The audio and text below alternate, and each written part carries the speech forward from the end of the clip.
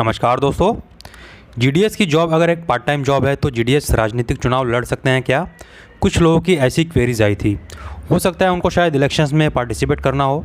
तो आज के वीडियो में हम लोग इसी के ऊपर चर्चा करेंगे और रूल के हिसाब से जानेंगे कि ग्रामीण डाक सेवक चुनाव में शामिल हो सकते हैं या नहीं, और अगर लड़ सकते हैं तो उसके क्या कंडीशंस है, और अगर नहीं लड़ सकते तो ऐसा रूलिंग में क्या है जो जीडीएस को चुनाव लड़ने से वंचित करता है, उसमें इसको लेकर क्या कुछ लिखा गया है।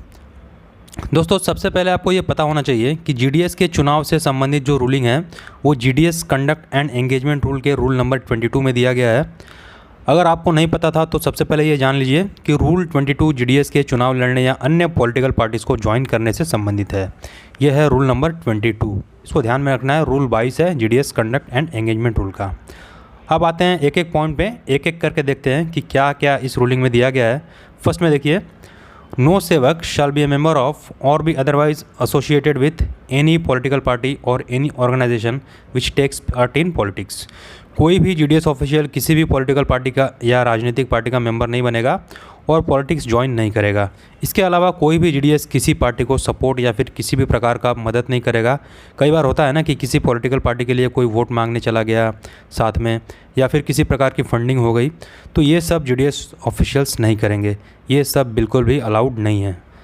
सेकंड पॉइंट में देखिए, इसमें बताया गया है कि हर जीडीएस ऑफिशियल की रिस्पॉन्सिबिलिटी है, जिम्मेदारी है कि उनके परिवार के सदस्य भी किसी भी पॉलिटिकल पार्टी में शामिल ना हो या फिर किसी भी पार्टी को सपोर्ट ना करें।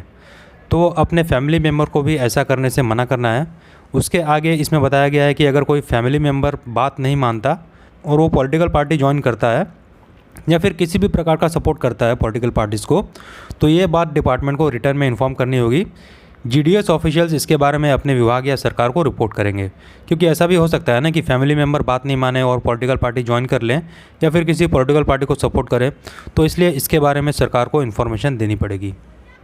तीसरे पॉइंट में दिया गया है कि अगर कोई फैमिली मेम्बर ऐसा करता है और ये क्वेश्चन अराइज होता है कि वो पॉलिटिकल पार्टी है या फिर ऐसी कोई ऑर्गेनाइजेशन है जो पॉलिटिकल पार्टी को मदद कर रही है, तो इसके बारे में जो भी फैसला होगा, जो भी डिसीजन होगा फाइनल, वो सरकार का होगा कि आगे क्या करना है।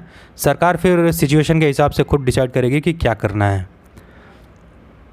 अब देखिए फोर्थ पॉइंट में क्या दिया गया है। जीडीएस ऑफिशियल्स पॉलिटिकल पार्टी या किसी लोकल अथॉरिटी की मदद से डिपार्टमेंट पर किसी भी प्रकार का प्रेशर नहीं डालेंगे या इन्फ्लुएंस दिखाने की कोशिश नहीं करेंगे। कई बार ऐसा होता है कि कोई भी काम करवाने के लिए, डिपार्टमेंटल वर्क करवाने के लिए किसी अन्य का पॉलिटिकल का सहारा लेके इन्फ्लुएंस करके दबाव दिया जाता है, तो किसी भी काम के लिए किसी का प्रभाव डालने की कोशिश नहीं करेंगे और विधानसभा या लोकसभा या किसी भी इलेक्शन में पार्टिसिपेट नहीं करेंगे।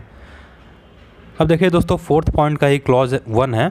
इसमें क्लियर किया गया है कि जीडीएस ऑफिशियल्स वोट देने के लिए एलिजिबल हैं, वो वोट देने के लिए फ्री हैं, बट वो अपना वोट किसी के साथ भी शेयर नहीं करेंगे। और क्लॉज 2 में देख लीजिए, अगर जीडीएस ऑफिशियल्स की ड्यूटी इलेक्शन में लगाई गई है तभी वो इलेक्शन को कंडक्ट करा सकेंगे। जो भी कानून के हिसाब से होगा वो इलेक्शन में करेंगे। अदरवाइज ऐसे नॉर्मली अपने मन से कोई भी जीडीएस ऑफिशियल इलेक्शन में पार्ट नहीं लेंगे, ना इलेक्शन में खड़े होंगे, किसी भी प्रकार के इलेक्शन में शामिल नहीं होंगे। तो दोस्तों, यही था GDS conduct and engagement rule का रूल नंबर 22।